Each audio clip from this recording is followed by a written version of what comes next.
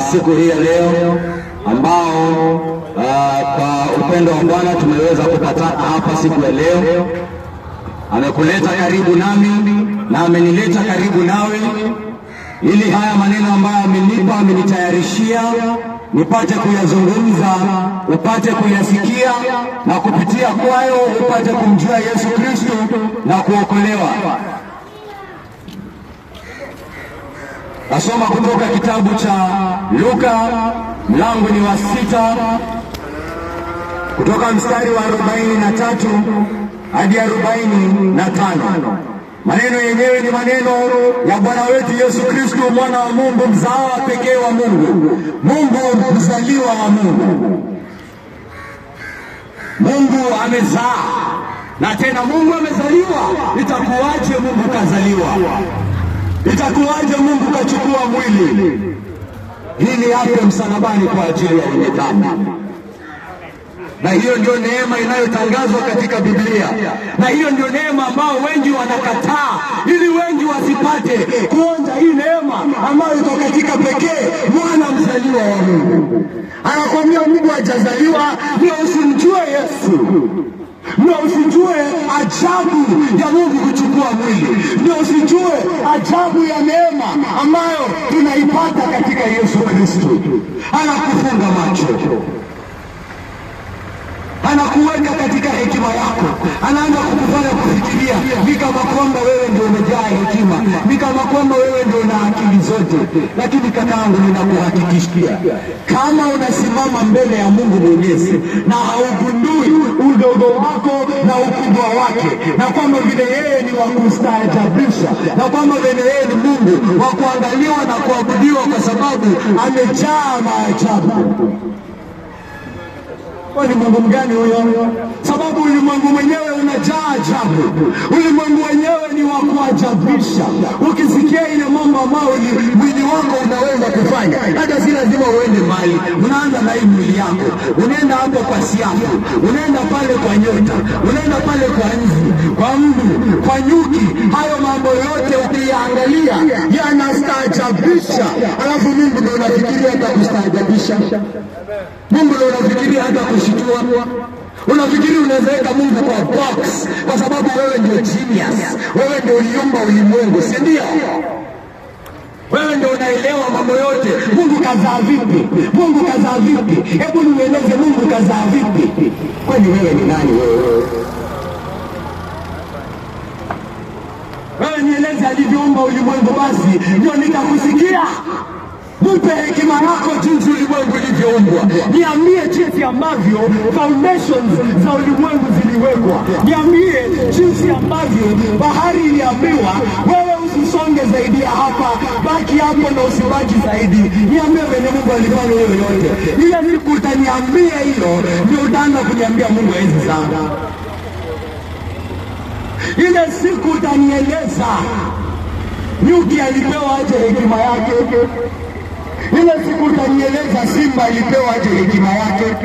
Ile siku utanieleza farasi alipewa wapi hekima yake. Unieleze, unikagulia, unieleze nielewe. Unieleze jinsi ambavyo mtoto mdogo anashika lugha aje haraka haraka, halafu mtu mkubwa inamkumbaza. Nieleze nipande kuelewa, ndio niambie Mungu hawezi zaa. Mungu akiniambia ana mwana wake mzaliwa wa pekee, ninashangaa, ninastaajabu, ninauliza iliwezekanaje? Lakini siwezi simama hapo nianze kusema inawezekani, kwani mimi ni Mungu. Mungu aliposimama akaamrisha bahari, akaambia bahari wewe nyamaza, alafu nianze kuambia Mungu hawezi fanya kitu kama hiyo, kwani mimi ndio Mungu? Mungu anaamrisha bahari, Mungu anaamrisha hii maji, anaambia hii maji ikuwe divine. Ninasikiliza, kwani ni magic? Ni magic anafanya? La hasha. Hii maji inatambua Mungu ni Mungu. Seuze wewe, maji inajua Mungu ni nani. Mungu akiongelesha hii maji anaiambia geuka ukakuwe divine. Maji inasema yes sir. Alafu wewe Mungu anakuja na kuambia nimekutumia mwana wangu kwa pekee. Mungu nikamtoa mwana wangu wa pekee. Unaanza kuambia Mungu hauwezi zaa, hauwezi zaa. Pumbavu wewe. Yes. wewe ndio upumbavu. Mimi nakueleza, hakuna kitu kingine ya kukueleza hivyo, ni upumbavu tu, ni kukaa chini kufikiria wewe na Mungu mko ligi moja. Unafikiri wewe na Mungu ni classmates? Nonsense. Hakuna mti mzuri uzao matunda mabaya, wala hakuna mti mbaya uzao matunda mazuri. Kila mtu hujulikana kwa matunda yake. Kwa maana watu hawachumi tini kwenye miiba, wala zabibu kwenye michongoma. Vivyo hivyo mtu mwema hutoa mambo mema kutoka kwenye hazina ya moyo wake, naye mtu mwovu hutoa mambo maovu kutoka kwenye hazina ya moyo wake. Kwa kuwa mtu hunena kwa kinywa chake yale yaliyoujaza moyo wake. Wacha nisome hiyo ya sentensi ya mwisho. Kwa kuwa mtu hunena kwa kinywa chake yale yaliyoujaza moyo wake. Ile ambayo inatoka kwa kinywa chako ni picha, yani ni kama maji yamefurika kwenye container, yanamwagika na mdomo, yanamwagika na mdomo. Ile yenye imejaa kwa roho ndio inafanya nini? Ndio inatoka.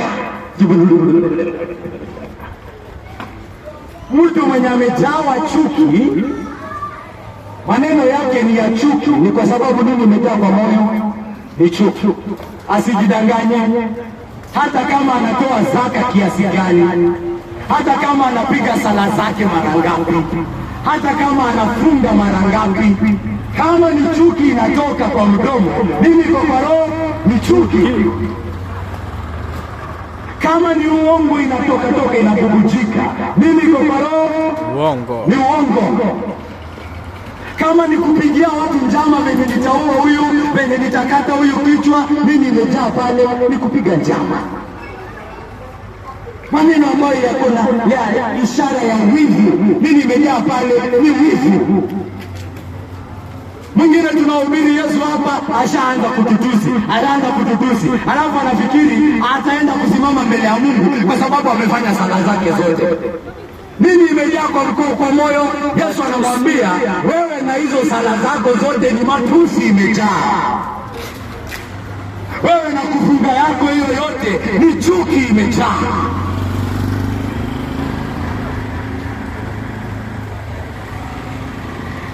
Usifikiri matendo yako mema unapanga nimedanganya sana hii wiki, acha niende nitoe shilingi 500 mahali, at least ni balance scales, isionekane ni kama kwamba mimi ni mtu mbaya sana. Kuna mwingine anakutusi alafu anakwambia mambo mazuri.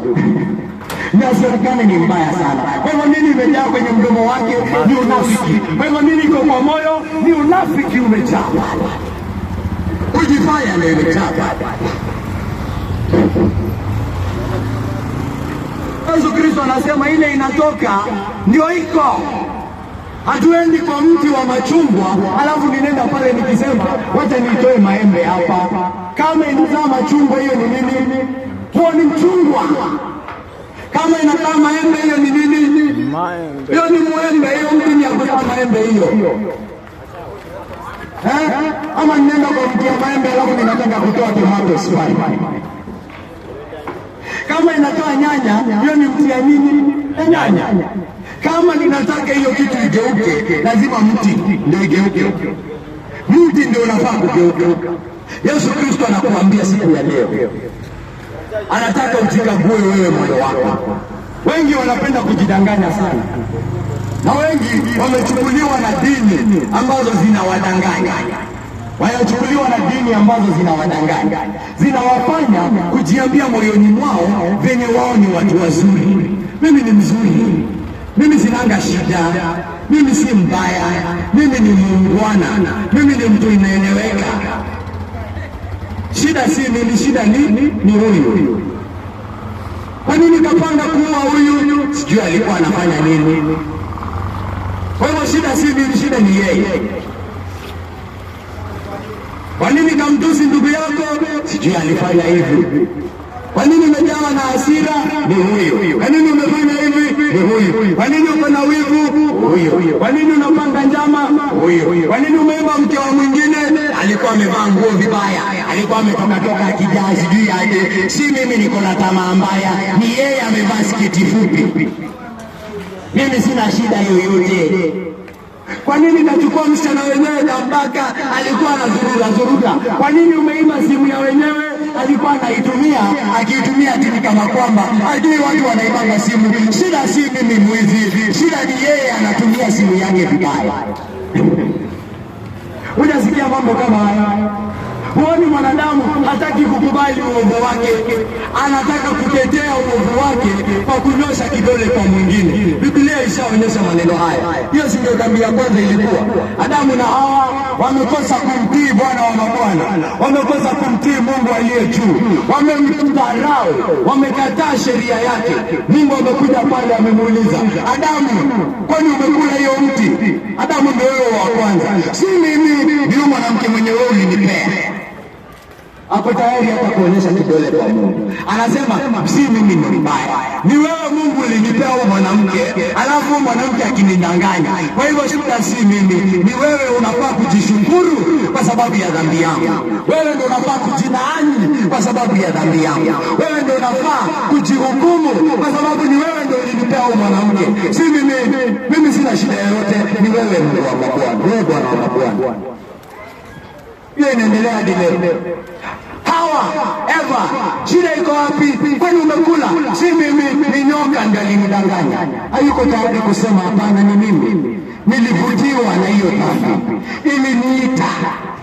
Kwa hivyo inanionyesha kwamba kuna tamaa ndani ya roho yangu. Mungu wangu, kuna tamaa ndani ya roho yangu. Nisamehe, niokoe, nioshe. Mti ni mbaya, nimeoza, nimechafuka, nioshe Bwana wangu. Haisema hivyo, anasema ni huyo, ni huyo. Mimi sina nafanyanga sala zangu zote. Mungu si unanijuanga mimi. Mimi sikwangi mtu wa hasira. Ni hao watu wananipima kakangu. Ni mti mbaya. Mti ndio mbaya. Mti ndio umeoza. Kama wewe ni jamaa kila saa hasira. Shida si watu wengine. Shida ni nani? Ni wewe. Niyo roho yako. Hauna subira na mtu. Unafikiria wewe ndio uko sawa, wengine ndio wabaya. Basi shida ni wewe.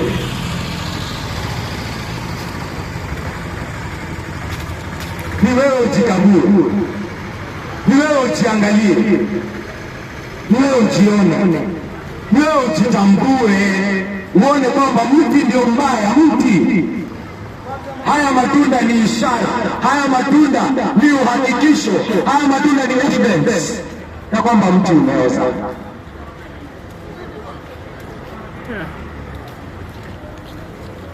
Usijidanganye. Yesu Kristo anataka kukuhakikishia kama uovu unatoka ni kwa sababu moyo ni mwovu. Kama unaroga watu ni kwa sababu wewe ni mroho, si kwa sababu alikufanyia makosa. Si kwa sababu ati alikufanyia makosa, si kwa sababu yeye ndiye alikuroga wa kwanza, ni kwa sababu wewe ni mroho.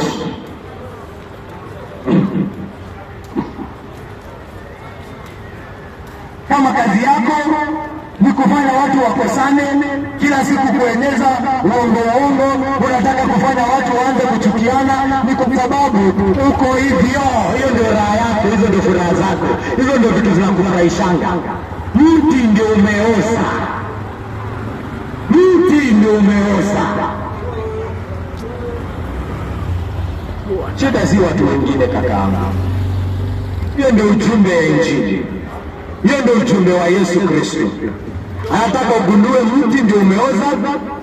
Kwa hivyo huo mti unahitaji kukua mti mwingine. Sasa nimesema hiyo mchungwa inafaa kuanza kukua tomato.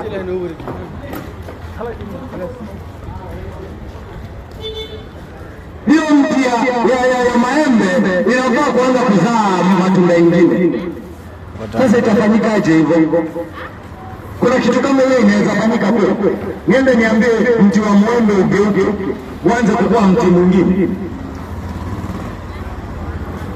Kwanza ni watu wagundue kwamba wanahitaji kuwa watu wapya, ndio wagundue kwamba uwezo wa kukua mtu mpya, uwezo wa kuzaliwa mara ya pili, uwezo wa kukua kiumbe kipya inapatikana pekee katika Yesu Kristo ambaye alikufa pale msalabani. Kwa hivyo yeyote amwaminie huyu Yesu Kristo alikufa pamoja naye, ulizikwa pamoja naye, kwa hivyo unafufuka pamoja naye kama mti mpya. Ulikuwa mti uliojaa uongo, unaamka mti mpya unaotamani ukweli, haswa ule ukweli ambao uko katika Yesu Kristo. Lazima uzaliwe upya, lazima uzaliwe upya, na kuzaliwa upya ni pekee kupitia kufufuka kwa Yesu Kristo ambaye imetendeka. Kwa hivyo yule ambaye anakataa Yesu Kristo hakufa, anakataa Yesu Kristo hakufufuka, kwa hivyo anakunyima kuzaliwa tena, anakunyima kuzaliwa mara ya pili. Na wengi wamenyimwa kuzaliwa mara ya pili, wamebaki katika asilia yao ya kidhambi kwa sababu hawataki kukubali kwamba Yesu Kristo alikufa na Yesu Kristo alifufuka. Yesu Kristo mwana wa Mungu alibeba dhambi na akafa na akafufuka.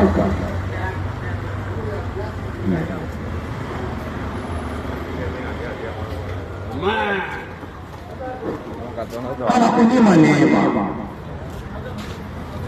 anakunyima neema. Mbona watu wanakunyima neema na unawapenda hivyo? Mbona watu wanakunyima neema leo na unawakumbatia hivyo? Hata awe ni baba yako, hata awe ni mama yako, na anakunyima ukweli ambao uko katika Yesu Kristo, mimi nakuhakikishia huyo hakupendi.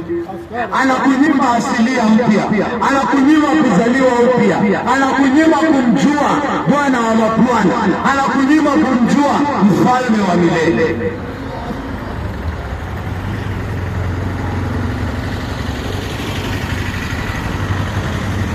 Anakunyima dhamani kubwa, anakunyima jambo kubwa sana.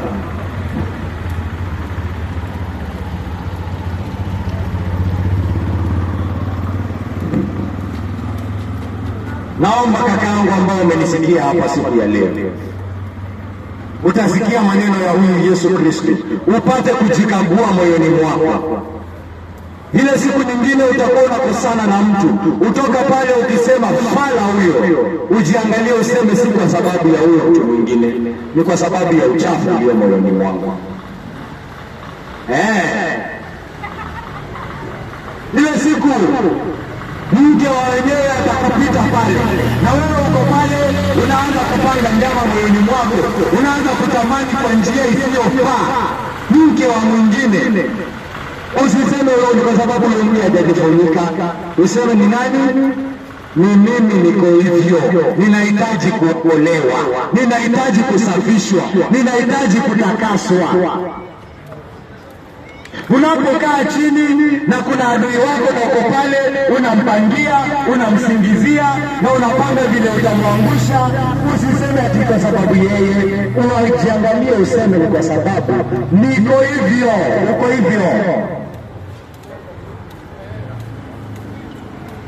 Uko pale unapanda mbegu za watu kukosana, uko pale unapanda mbegu za faraka kati ya watu. Usiseme ni kwa sababu ninashindana na wao kibiashara, useme ni kwa sababu niko hivyo. Mimi ni mti ulioharibika, mimi ni mti uliooza, mimi ni mti uliooza, ndio maana ninatoa matunda yaliyooza. Matunda yaliyooza yanatoka kwa mti uliooza. Usijidanganye,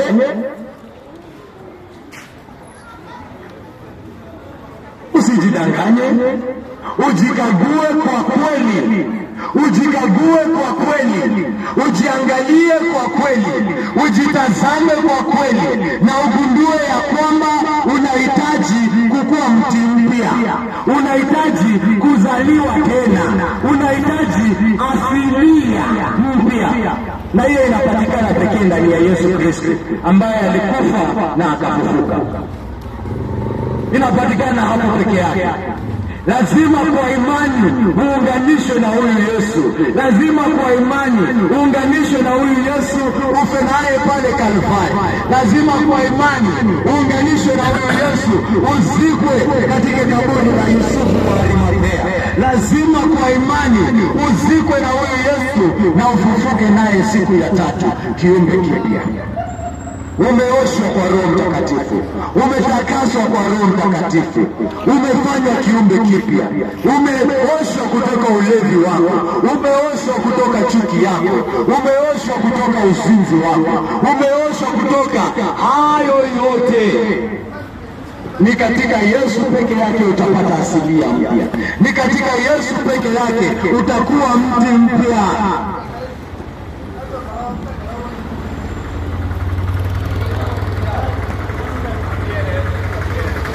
Naomba tujitambue kwa kweli. Watu wanapokosa kujitambua kwa kweli, wanajiziba macho, wanakosa kuona kiasi cha uovu wao. Kwa hivyo wanakosa kuona ukubwa wa wokovu ulio ndani ya Yesu Kristo. Wanakosa kuiona kwa sababu hawajikagui. Wanajikagua na excuses. Wanakaa chini wajiangalia, sema kweli mimi ni mlevi. Kweli mimi nakwenda mtu wa kupanganga njama. Mimi nakwenda tu mtu wa wivu. Mimi nakwenda mse nimejaa wivu. Wacha tu nisijidanganye. Nakwenda nimejaa wivu na chuki na uongo. Hiyo ndio roho yangu iko hivyo. Mti umeoza. Mti umeoza. Mti unahitaji kufanywa uwe upya.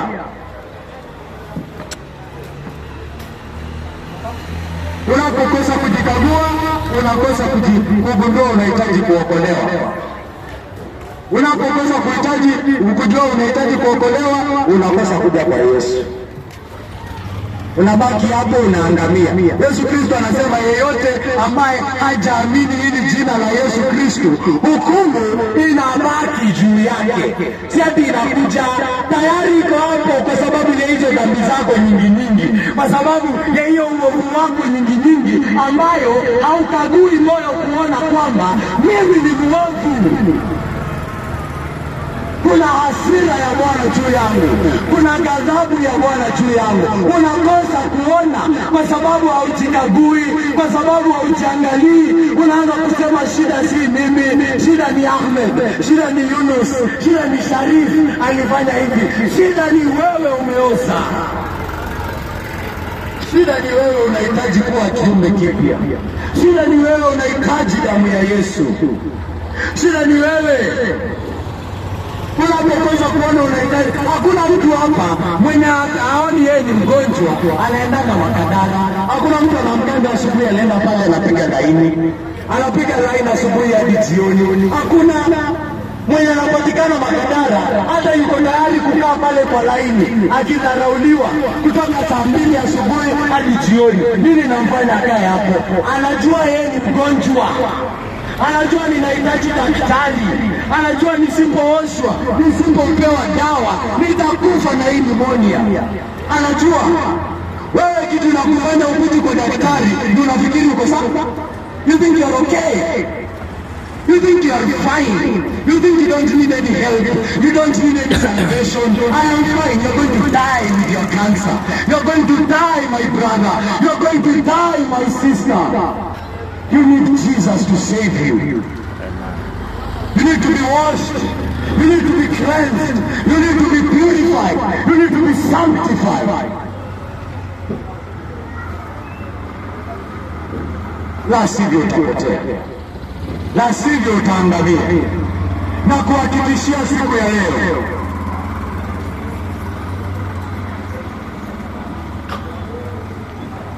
na kulilia ukamwamini Yesu.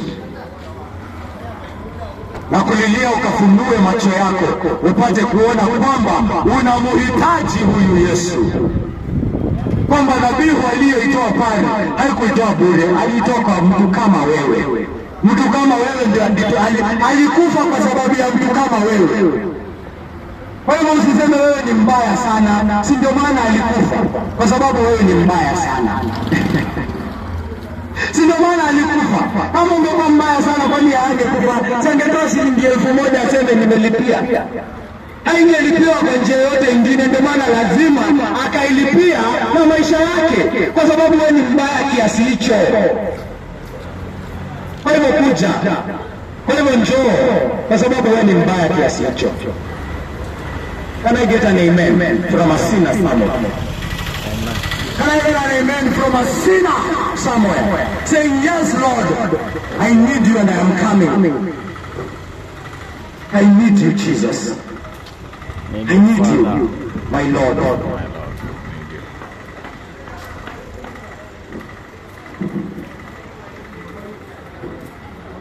Mwenyezi Mungu wa milele, asante sana kwa ule uwezo ambao umetujalia siku ya leo kuweza kuhubiri neno lako. Asante kwa neno lako ambalo umetujalia Mungu Baba. Na Mungu Baba, hatuna hekima yoyote ya kuhubiri ila neno lako. Hatuna lolote la kusema ila lile tu ambalo umelisema kupitia manabii na mitume, Mungu wangu. Hatuna lingine la kusema, Mungu wangu. Na ni tumaini letu Mungu Baba kwamba utachukua neno lako uzungumze na mwenye dhambi na umwite kwako siku ya leo. Umwite kwako kwa sauti yako, umwite kwako kwa roho wako, umwite kwako kwa njia ambayo Mungu Baba atajua kwamba ni wewe unamwita.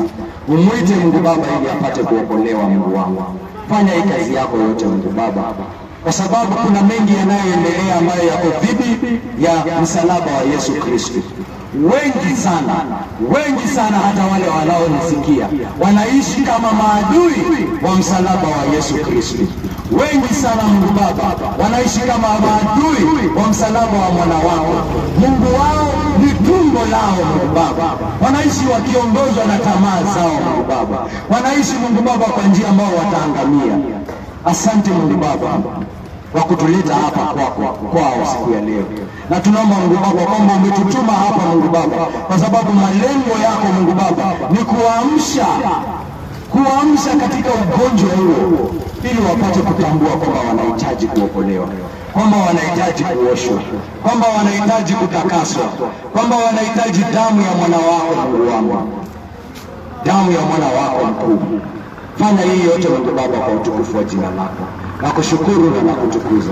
Naomba haya yote katika jina tukufu la Yesu Kristo aliye Bwana na mkombozi wetu.